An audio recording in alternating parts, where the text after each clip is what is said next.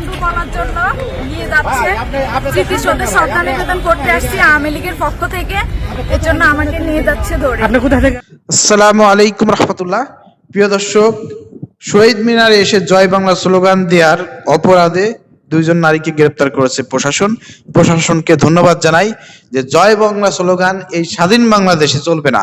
যে জয় বাংলা স্লোগান দিয়ে এই পাপিষ্ট খুনি হাসিনা সরকার এবং তার বাহিনী, লাঠিয়াল বাহিনী, ছাত্রলীগ, আওয়ামী লীগ, এসব মহিলা নেত্রীরা আমাদের এই 24-এর জুলাই যোদ্ধাদেরকে হত্যা করেছে, 30-40 হাজার আমাদের ভাই বোনদেরকে যারা পঙ্গু করেছে, এই জয় বাংলা স্লোগান দিয়ে তারা ঢাকা বিশ্ববিদ্যালয়ে কিন্তু আমাদের শিক্ষার্থী ভাই বোনদের উপরে কিন্তু হামলা করেছিল এই ছাত্রলীগ, আওয়ামী লীগ।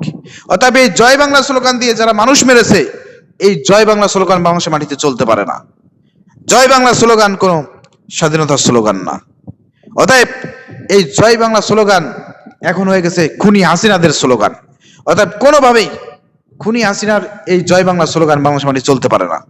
এ বিষয়ে আপনারা কঠোর পদক্ষেপ গ্রহণ করেন।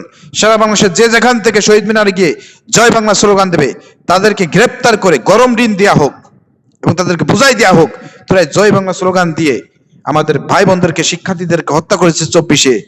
এই 24-এর বাংলাদেশে, 24 পরবর্তী এই স্বাধীন বাংলাদেশে, এই জুলাই শহীদদের রক্তের বিনিময়ে যে বাংলাদেশ, এই নতুন বাংলাদেশে এই জয় বাংলা, এই খুনি হাসিনার স্লোগান চলতে পারে না। এটা আপনারা বুঝিয়ে দেন। প্রিয় দর্শক, যে যেখান থেকে এই স্লোগান দেবে তাদেরকে ধরে গণপিটুনি, এরপর পুলিশের সোপর্দ করবেন। ভিডিও শেয়ার করে সবাইকে দেখার সুযোগ করে দেন।